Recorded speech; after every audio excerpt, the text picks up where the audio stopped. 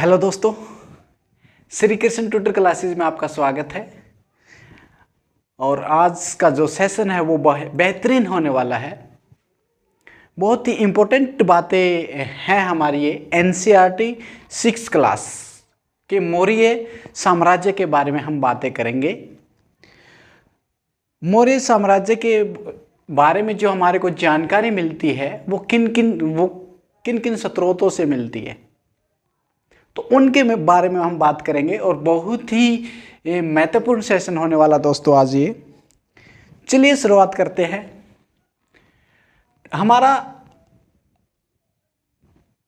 देखिए यहाँ पे मौर्य इतिहास के स्रोत, जो मौर्य इतिहास के बारे में हमारे को जानकारी देते हैं वो हमारे को किन से मिलती है, वो जानकारी हमारे को कहाँ से मिलती है। अगर हम देशी की बात करें, देशी स्रोत जो हमारे देश में है उनसे बात करेंगे तो कौटिल्य का अर्थशास्त्र की बात करें।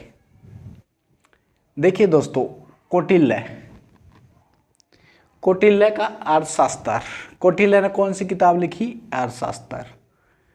ये किससे रिलेटेड है? राजनीति विज्ञान से।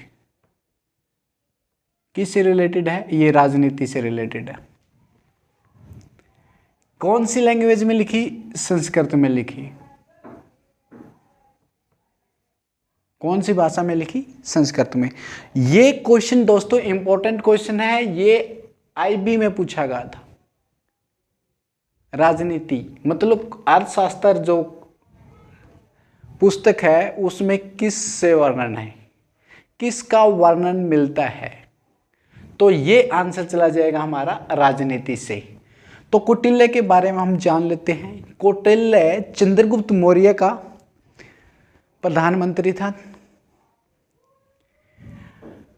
यहां पे कौटिल्य के 3 नाम चले जाएंगे, विष्णुगुप्त, चाणक्य और कौटिल्य।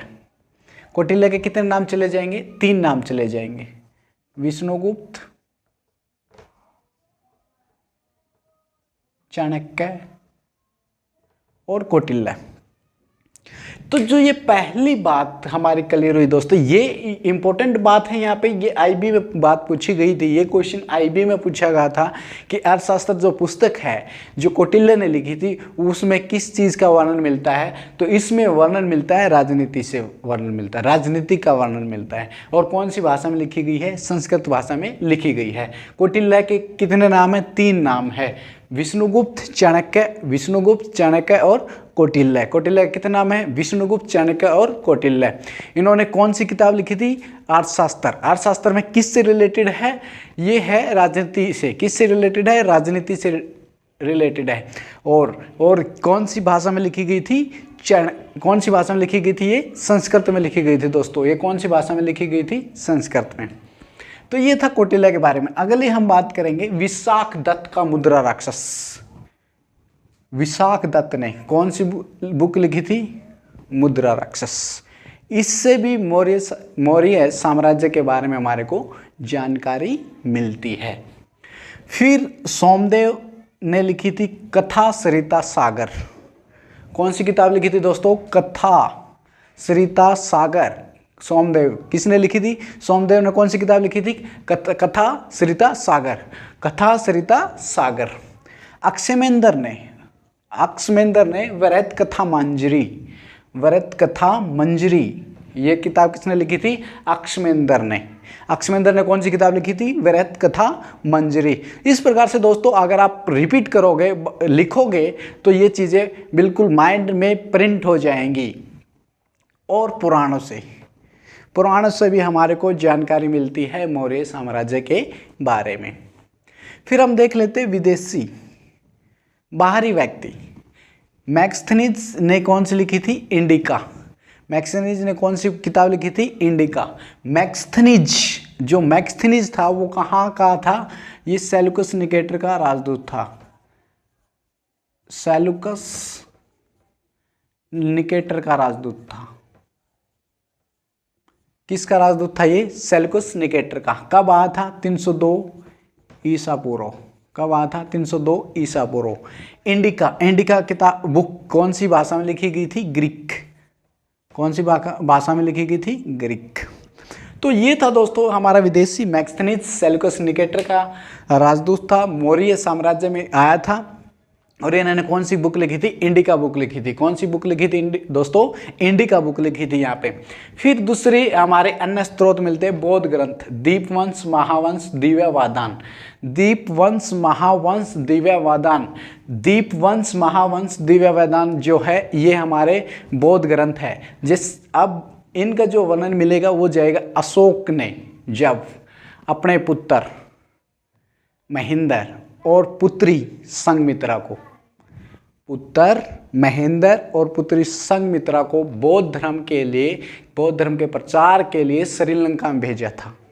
कहाँ पे भेजा था? श्रीलंका में। तो वहाँ पे इन्होंने इन बुकों का, ये दीपवंश और महावंश की रचना की गई थी। जो दीपवंश और महावंश वो किससे रिलेटेड है?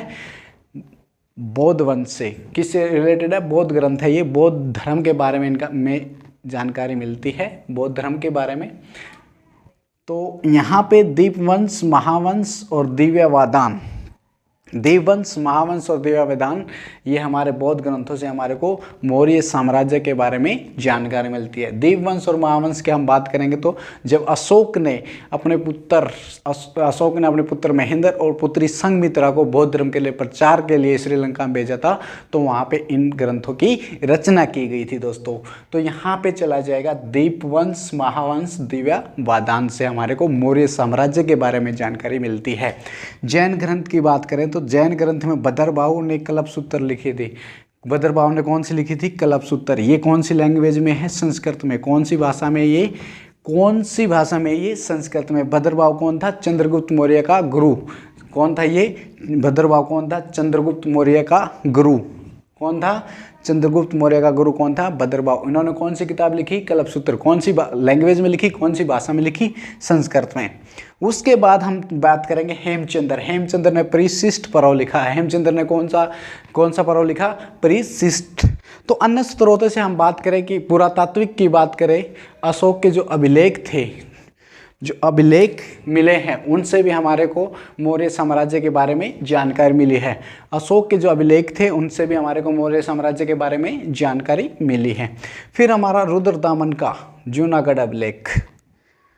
जूनागढ़ कहाँ में पड़ता है? गुजरात में। जो गुजरात में अभिलेख मिला था उससे भी हमारे को मौर्य साम्राज्य के बारे में जानकारी मिलती है। तो दोस्तों ये थे हमारे महत्वपूर्ण स्रोत कि मौर्य साम्राज्य के बारे में हमारे को कहाँ से जानकारियाँ मिली है।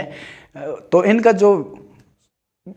इनके बारे में जो हमारे को जानकारी मिली है, मौर्य साम्राज्य के इतिहास के बारे में जो जानकारी मिली है हमारे को इन किताबों से, इन पुस्तकों से मिली है। ये था दोस्तों आज का हमारा ये एनसीईआरटी 6 क्लास, बहुत ही महत्वपूर्ण होने वाला दोस्तों। ये लेटेस्ट एडिशन है। हाल ही में जो हरियाणा सरकार ने ये